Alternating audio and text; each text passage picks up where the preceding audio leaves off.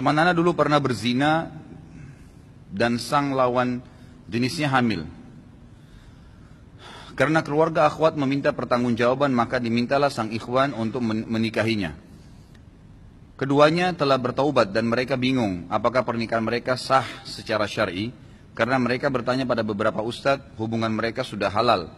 Berikut dalil-dalil, namun mereka tidak yakin. Bagaimana menurut ustadz tentang dalil-dalil yang kuat?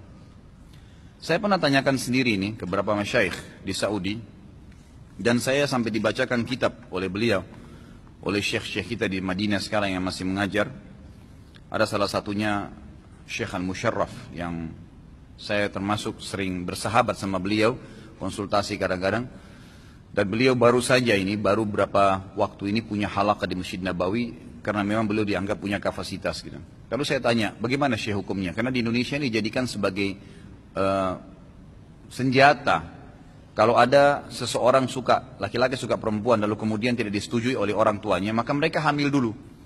Sengaja buat tanda kutip kecelakaan itu supaya mereka dinikahkan. Pernikahannya sahkah? Maka beliau mengatakan, baik Khalid, untuk lebih jelasnya. Saya bilang, saya mau, tolong antum datangkan kepada saya dalil-dalil terinci. Karena kalau hanya sekedar jawab boleh tidak boleh, mungkin saya juga bisa. Saya rasa antum lebih punya kapabilitas, punya kafaah untuk bisa membantu saya, maka tolong berikan saya jawaban. Beberapa hari kemudian dia telepon saya dari Madinah dan dia mengatakan kepada saya, Khalid, ini kitabnya. Saya datangkan dari beberapa kitab. Memang ada pendapat, ya sebagian mazhab mengatakan sah saja pernikahan itu. Sah saja pernikahan itu, dan ini dipegangi oleh beberapa ulama fikih. Kalau tidak salah disebutkan ini adalah madhab ya Imam Malik dan Imam ya Syafi'i, yang mengatakan kalau sudah nikah dan itu memang pemilik sperma, sah saja nikahnya. Tetapi tetap disepakati anak dari hasil zina tidak dinisbatkan kepada sepemilik sperma, walaupun pernikahannya sah. Tangkap ini ya. Kemudian beliau mengatakan, dan ada pendapat lain, dan saya pribadi saya katakan lebih cenderung dengan pendapat yang kedua, mengatakan pernikahannya tidak sah. Karena Nabi SAW melarang wanita yang hamil dinikahi dalam banyak hadis yang sahih, dan juga ya melarang didirikan hukum had kepada wanita yang sedang hamil. Memang itu ada hukum dalam syariat kita, gitu kan? Maka di sini sebagian ulama yang pendapat kedua mengatakan wanita yang hamil tidak boleh nikah sampai diletakkan. Karena ada hadis yang lain berbunyi apa? Tidak boleh seseorang, hadis Bukhari ya, tidak boleh seseorang di antara kalian menimpahkan benihnya di atas benih saudaranya. Kalau sudah terlanjur perempuan itu punya ya, hamil, maka nggak boleh laki-laki lain datang menikahi kemudian meletakkan benih baru. Tahukah antum apa hikmahnya masa iddah? Masa iddah itu selama 3 bulan, gitu kan? Itu masa pembersihan rahim.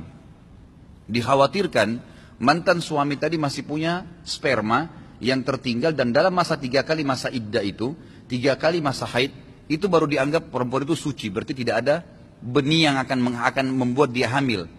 Selama masih dalam masa iddah ini, subhanallah, salah satu dokter dari Amerika, orang Yahudi, masuk Islam berapa hari yang lalu karena penelitiannya tentang masalah iddah ini. Dan dia kagum sekali melihat ternyata Islam dengan rinci menyebutkan kalau masa iddah masih dianjurkan agar wanita yang bercerai dengan suaminya kembali dengan suaminya dan bukan laki-laki lain. Kalaupun mau nikah dengan laki-laki lain, maka dianjurkan setelah masa iddah agar tidak bercampur sperma itu. Larangan tercampurnya sperma, baik sperma itu masih dalam bentuk sperma kental atau dalam bentuk janin, gitu kan? Maka pendapat kedua mengatakan tidak boleh, karena ini perempuan sudah ada janinnya, ada sperma saudaranya di situ. Makanya dibiarkan dulu tuh lahir, suci setelah masa nifas, baru nikah.